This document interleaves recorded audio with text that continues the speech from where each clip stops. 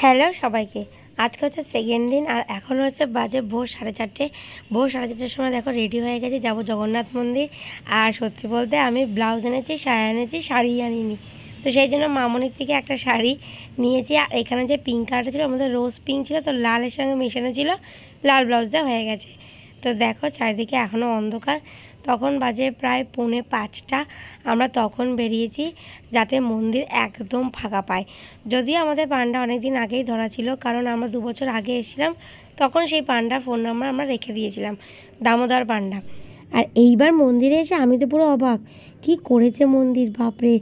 এত সুন্দর সাজানো গোছানো, পরিষ্কার, ঝাঁ চকচকে, দারুণ দারুণ লাগছিল। 2 বছর আগে তখনও রেডি হয়নি কিছু, এখনও রেডি হচ্ছে যদিও। তো আমরা ঢুকেছিলাম পশ্চিম দ্বার দিয়ে। পশ্চিম দ্বারে ঢুকলে অনেকটা ফাঁকা হয়, আমাদের 10 মিনিটের মধ্যে সমস্ত কিছু হয়ে গেছে পুজো দেওয়া। একদম পুরো সামনে থেকে দেখেছি আর জোরে চেঁচিয়ে বলেছি জয় জগন্নাথ। তো এইভাবে আমরা পরিক্রমা করছিলাম। তো এটা হচ্ছে দক্ষিণ পথ। এইভাবে ঘুরতে ঘুরতে মোটামুটি পুরোটা ঘুরেছি। এবার সামনে চলে এসে প্রায়, এটা একবার দেখে না ভেতরটা। এখনও কাজ চলছে পেছনে। একটা সাইডে জুতো রাখার জায়গা করে দিয়েছে, মোবাইল জুতো, আর পরপর একটা একটা করে ওয়াশরুম। ভীষণ ভালো এখন ব্যবস্থা রেখেছে। কিন্তু সমস্যা হচ্ছে এখন যেহেতু সেন্ট্রাল এসি হচ্ছে, সেই জন্য সকাল 7টার পর থেকে কিন্তু ভালোভাবে জগন্নাথ দেবকে দর্শন করতে গেলে কিন্তু হয় বিকেলে আসতে হবে, না এরকম ভোরবেলা আসতে হবে। কারণ 11টা থেকে কিন্তু জগন্নাথ দেবকে দর্শন করতে তোমরা পারবে না, কারণ যেহেতু মন্দিরে কাজ চলছে। 11 থেকে 3টে অবধি এখন জগন্নাথ দেবকে দর্শন করা খুবই অসুবিধা হয়ে যাবে, কারণ এখানে সেন্ট্রাল এসির কাজ চলছে। তো তোমরা এই টাইমটা একটু কিন্তু অ্যাভয়েড করো।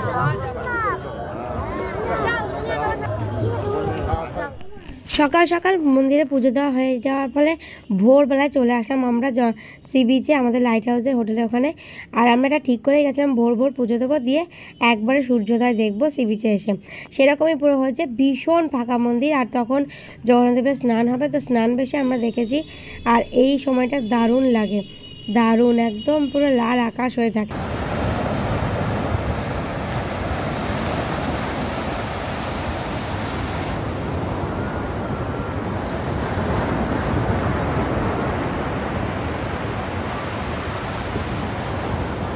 তবে আমার ভালো লাগে এরকম পা দিয়ে ফটো তুলতে, মানে ভিডিও করতে দারুণ লাগে।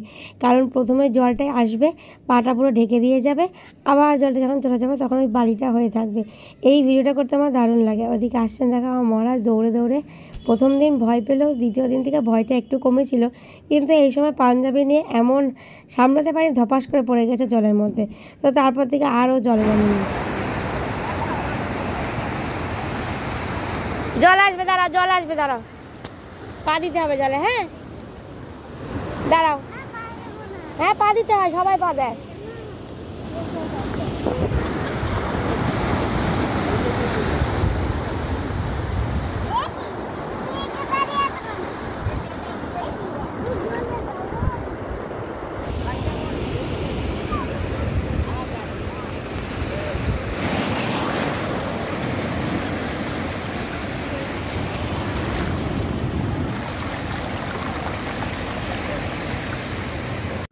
তোমরা আশা করি দেখে বুঝেই গেছো যে এটা আর্য বাবার জন্য যে কম্বো সেটটা বানিয়েছিলাম সেটা ওরা পড়েছে ওখানে গিয়ে।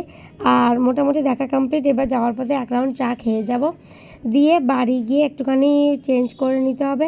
আর চেঞ্জ করে নিয়ে একবারে ফ্রেশ হয়ে নিয়ে একটু শুয়ে নিয়েছিলাম, তবে তখন সবে 8টাও বাজিনি। তো তাই জন্য একটুখানি শুয়ে নিয়ে একটু চা পর্ব দিয়ে ঘুমটা কাটলাম। তো এখানেই এই পর্ব ইতি, দেখা হচ্ছে কাল।